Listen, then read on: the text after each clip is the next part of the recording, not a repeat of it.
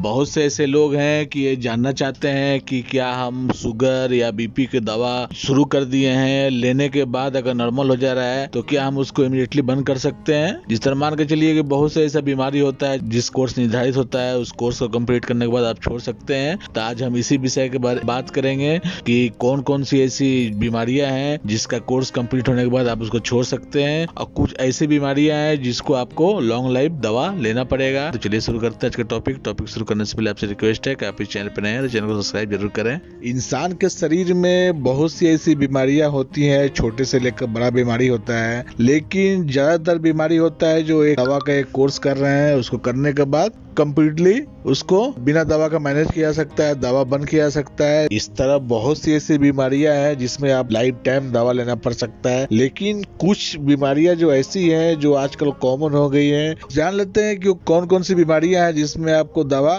बिल्कुल जरूरी होता है लेना। सबसे पहला हो गया शुगर। अगर आप डायबिटिक पेशेंट हैं तो आपको जो दवा निर्धारित किया गया है वो दवा लेने के बाद भी अगर नॉर्मल हो जा रहा है तो आपको दवा छोड़ना नहीं है, ठीक है ना। आपको आपके डॉक्टर के टच में रहना है। हाँ, हो सकता है कि आपका दवा थोड़ा कम किया जा सके। अगर आपका लेवल जो सही है, लेवल से थोड़ा कम हुआ है तो उसको मैनेज किया जा सकता है, बंद नहीं किया जा सकता, ठीक है। तो अगर आप दवा ले रहे हैं, दवा स्टार्टिंग किए हैं लेना, अगर शुगर लेवल लो हो जा रहा है या आपका जो लेवल है उसके हिसाब से रह रहा है, बंद नहीं करना है, अपने डॉक्टर से बात करना है, डॉक्टर आपका मैनेज करेगा।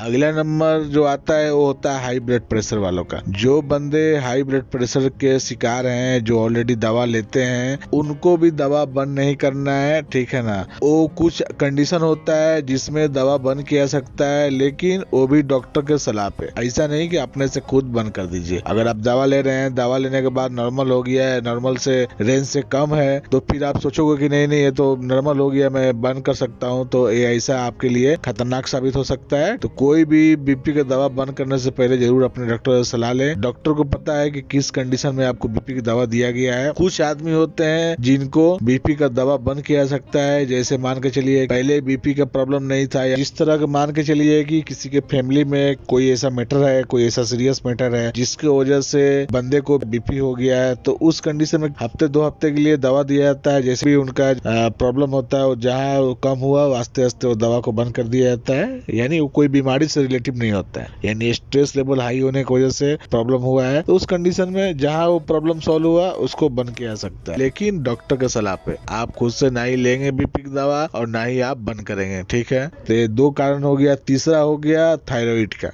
TSH, T3, T4 ये सब प्रोफाइल होते हैं थायराइड के। इसका भी दवा जो है एक निर्धारित होता है, उसके हिसाब से आपको लेना पड़ता है। इसको भी आप स्किप नहीं कर सकते हैं, ठीक है ना। ऐसा नहीं है कि आप नॉर्मल रेंज आ गए तो फिर आप उसको बंद कीजिएगा, फिर से हो सकता है। दूसरा, हार्ट रिलेटिव कोई प्रॉब्लम है आप, तो इसमें कुछ दवा निर्धारित किया जाता है, इसको भी आपको स्किप नहीं करना है, इसको भी आपको कंटिन्यू लेना है। बिना डॉक्टर के सलाह के आपको इसमें कुछ भी छेड़छाड़ नहीं करना है। उसके अलावा खून पतला करने वाला दवा आता है, कोलेस्ट्रॉल अगर आपको है तो उसका भी दवा आता है। तो ये डॉक्टर डिसाइड करेगा, डॉक्टर आपका बेटर इसके बारे में डिसाइड कर सकता है आपकी स्थिति देखने के बाद। बीच में अगर आप भूल गए, अगर 1-2 खुराक छूट गया तो अलग मैटर है, लेकिन आप जानबूझकर इसको, तो मैं इसको नहीं यूज करूंगा, मैं इसको बंद कर दूंगा किसी के कहने में आके, तो ये गलत है, आपके लिए खतरनाक साबित हो सकता है। तो ये सब बात को आप ध्यान रखें, ठीक है। ये रही एक छोटी सी जानकारी। तो आशा करता हूँ आपको अच्छा लगा होगा। तो वीडियो को लाइक कीजिए, दोस्तों में शेयर कीजिए।